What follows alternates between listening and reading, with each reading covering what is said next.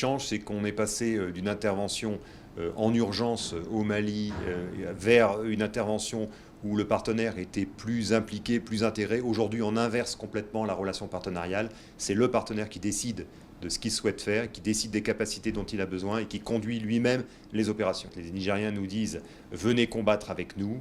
Et effectivement, nous avons ici un groupement tactique, donc des soldats français qui combattent aux côtés des soldats nigériens. La préparation des opérations se fait avec les soldats nigériens, avec l'état-major nigérien, qui décide de la nature des opérations, de la forme que vont prendre les opérations. Et lorsqu'on conduit les opérations, c'est un général nigérien qui commande les unités franco-nigériennes sur le théâtre d'opération. Et ça, c'est vraiment le signe concret de l'inversion de la relation partenariale, puisque c'est eux qui commandent. Mais les avions survolent le convoi, ils ont un effet dissuasif de par le bruit et ils font également de la reconnaissance avec les capteurs embarqués. Les équipages regardent au sol, essayent d'identifier les risques que peut rencontrer le convoi et essayent de protéger le convoi. Si le convoi est amené à être pris à partie, les avions peuvent délivrer le feu ou faire des démonstrations de force, des démonstrations de puissance pour dissuader l'ennemi de s'attaquer au convoi. On vole tous les jours, quasiment tous les jours, à la discrétion actuellement de la météo et puis des maintenances que l'on doit réaliser sur nos aéronefs. Donc ce qui fait une quinzaine d'heures de mission, quasiment une vingtaine d'heures de vol par jour. Donc ça fait que sur un mois, ça nous fait dans les 600 heures, un peu moins de 600 heures en cumulé.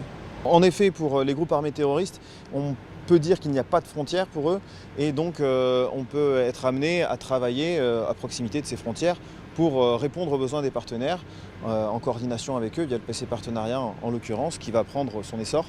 Et nous, on sera là pour détecter les mouvements, caractériser les détections pour pouvoir ensuite soit orienter des forces au sol ou en fonction engager nous-mêmes le feu. Qu'est-ce que j'ai vu de la présence terroriste?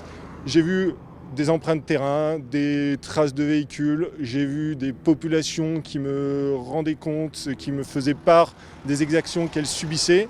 J'ai eu également l'occasion de manœuvrer face à des motos qui étaient en incursion à partir de la frontière malienne, qu'on a repoussé à chaque fois, qu'on a fait fuir.